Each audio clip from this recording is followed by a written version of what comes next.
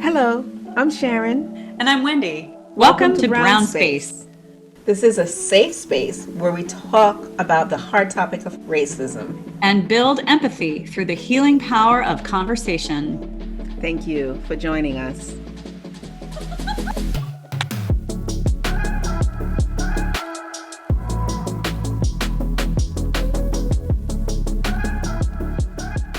Things, but I want to circle back because Edgar, you actually said when you were in high school, you were hiding, and I would love to talk about that at some point.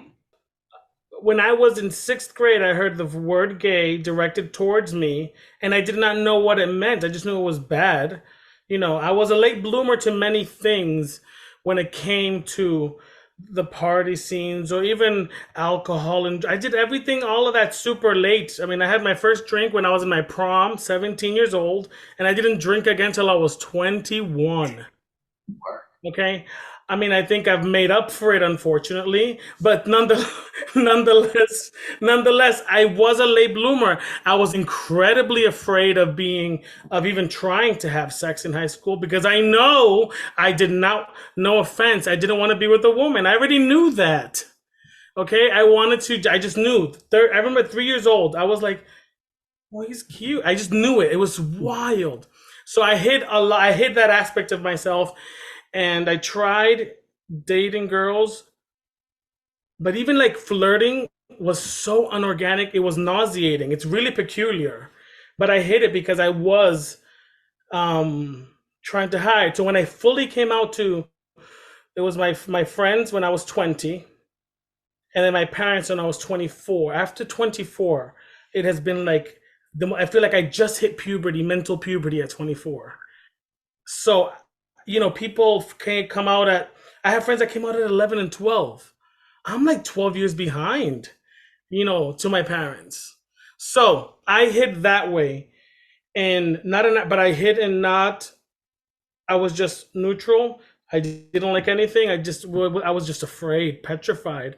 And I think, I'm trying to make up for it, and I'm trying to tell other people and my students to just the sooner they can get there, the happier they'll be. Because when I opened those doors officially, and there was no looking back. I mean, there was liberation at its finest for me in that way. And I remember because in high school I would pray it away. I would pray. I would hope that tomorrow I would wake up and I would be straight. So I would always pray it away, and I could pray that. I remember saying, God, you can take away.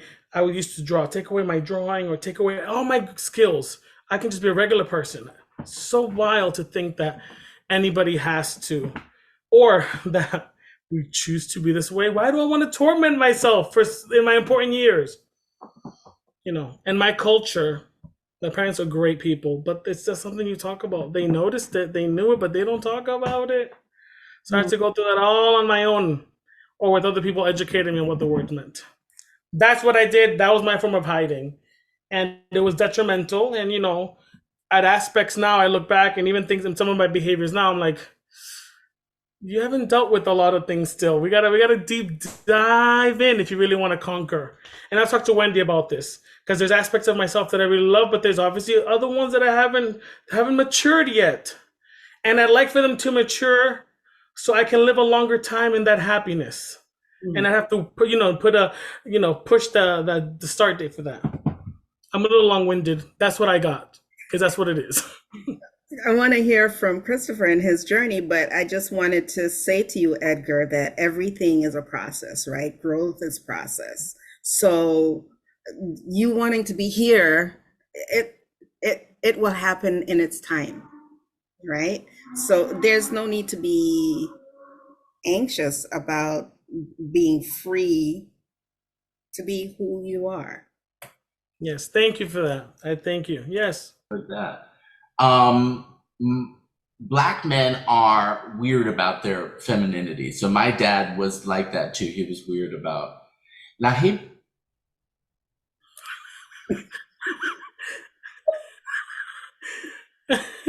Is that your mom? Now he was. Invite him on. No, Yeah, he was. He was a smooth guy, but he had many sides. He was nuanced, and I feel like we were more similar than we were different. With that said, he was weird about it. He was a Jehovah's Witness when I was a kid, so there was a very clear. Certainly, we're not talking about that, and if we are talking about that, it's just to let you know that you are going to hell, and I will not be going to your wedding, and I will not be meeting you, but that kind of stuff. When I came out, I was outed by my mom and my dad. It's nuanced because they're loving parents, but they definitely messed this one up. I remember him using the words in this letter he wrote. He wrote a whole letter. Who knows what else it said? I just remember the line that said, "I used to have a son," in this letter, right?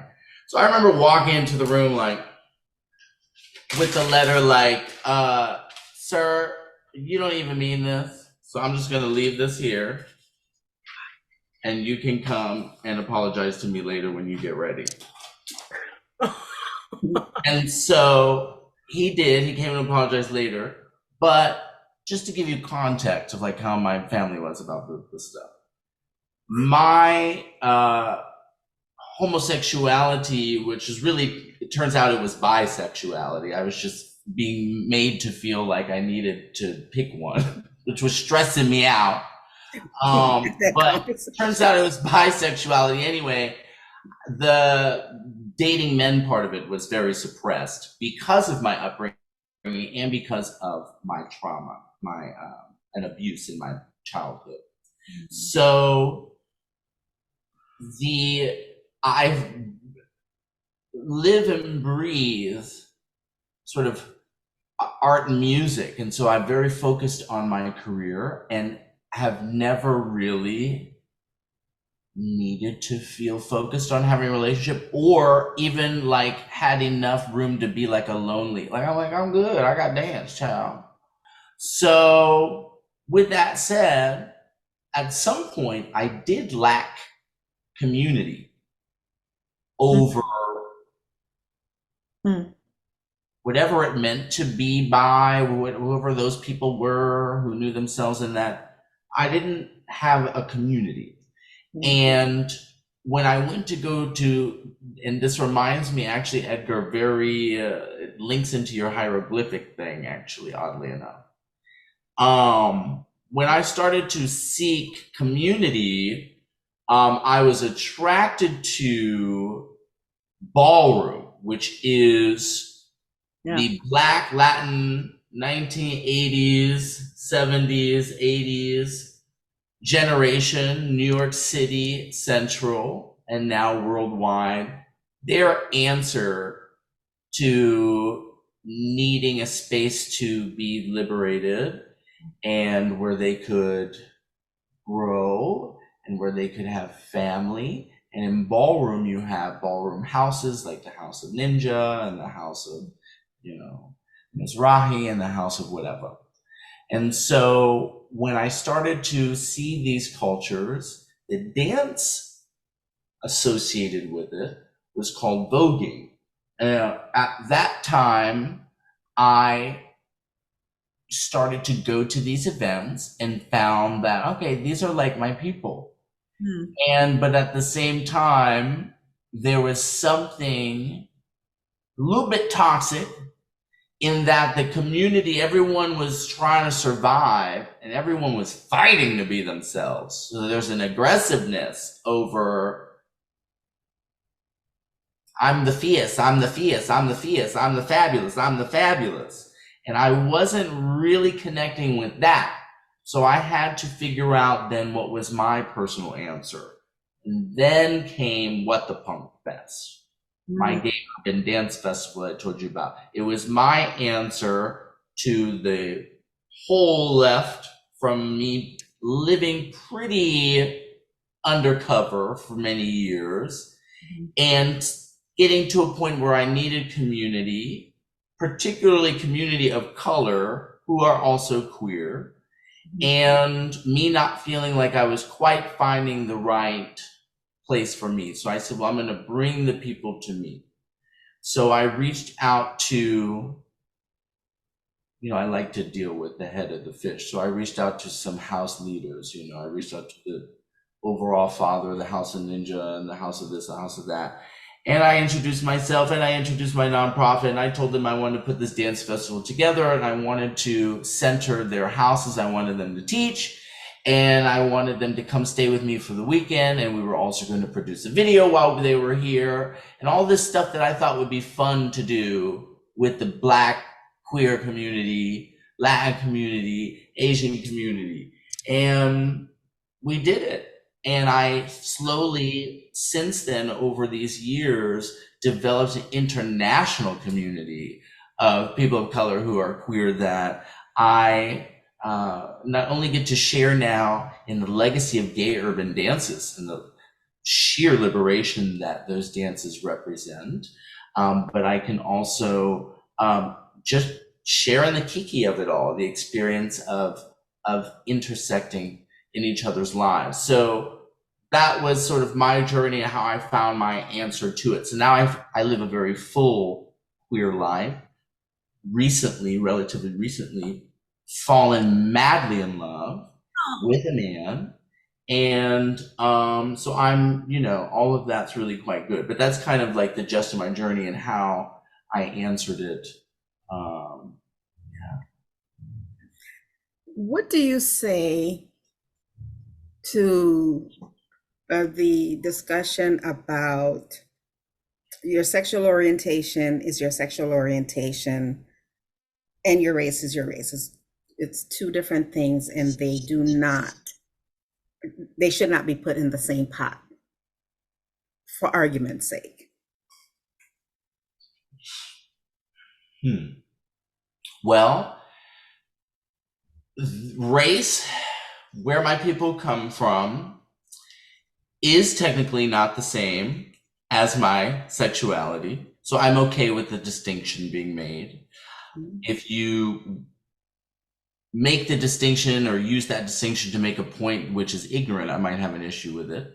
But the distinction itself, I'm okay with because, it's true. There are experiences within the race and being a queer person that overlap and that could be described as the same, or that certainly overlap on the Venn diagram. But even though those experiences overlap, I'm not sure that the product of what we're talking about is the same still. They're yet still different. Yeah. How they intersect can sometimes be very interesting to maneuver, I would imagine. I mean, you just described some of it actually. Like, this is a topic I think that a lot of people take for granted. We don't necessarily know how other people are walking through their days and the challenges that they're facing, because of skin color or gender or sexual preference and identity, and then how they overlap. It's such a big topic. But I love how you keep talking about, the dinner table and the cooking in the kitchen and the culture, and we need to get to know each other's families, and we need to get to the menu and like what traditionally. I love that analogy. I think that is like the best analogy for cracking this nut open of intersectionality. Edgar, what are your experiences or thoughts on it? Boom. Boom. I'm trying to, for me, I think, they are different, and I do think they are different within every community, because my experiences as a Latino, because I consider myself Latino versus Latinx, you know what I mean? I'm okay with the O, I don't need to change that, and I'm a Hispanic. Lane, will you explain the difference in case someone's listening and they're not sure? Yeah, so we have Latino that gives you a gender essentially, and Latinx, they don't want to be identified with a gender, male or female. They're Latino, but they're Latinx. There's not a Latina or Latino essentially. It's a gender thing. And then I consider I'm Hispanic, which has to do really, in essence, with the language. It's a speaking thing. And for example, where I come from in New England, we still, oh yeah, I'm Spanish. There's no distinction with the language and where you're from. I've learned that in Florida, there's Spanish and there's Hispanic. So I've had to learn that in my world too, because people up north in New England will say, "Oh, I'm Spanish. I'm Spanish." No, we speak Spanish, but it depends on where you're from. So for me, I'm a Hispanic, I'm a Latino Hispanic, so I speak Spanish and identify, with the male gender. But that changes knowing that I'm also Dominican. As a culture is not as accepting. It's becoming more, but not really. People die every day still. It's out of the Caribbeans. Cubans do a better job. Puerto Ricans are the most accepting. It depends on where you're from, so it like adapts and changes. So we don't even know what we're doing either. So essentially, we're all just creating things as we go with who we are. And with my Black friends, they're not as open. Not all of them. Some of them are. It just depends. It's all circumstantial. I don't know. All I know is that how I feel and what I identify as, and I just try to go with that. And I try to accept you as you are, even if you change your mind tomorrow, because all we do is change. I don't know why we're still stuck on you change your mind all the time. I have not dressed the same forever. Sometimes I don't want pepperoni on my pizza. You know what I mean? Like, it's okay. And you know what I mean? Like, it's just, we change all the time. I was thinking about this recently because of all the talks about trans, and I'm like, why do we care so much? What we need to care about is that at least the mental state is the healthiest. We don't care about that. We just care about the external. So for me all I can do is worry about myself, not in an unselfish way, to show my authentic self so I can be a better human out there. That's And, yeah. You've been watching Brown Space with Sharon and Wendy. It's been so great talking and sharing here today. We look forward to your comments below, or you can email us at brownspace2020@gmail.com. Remember, you are the light that gives light to the world.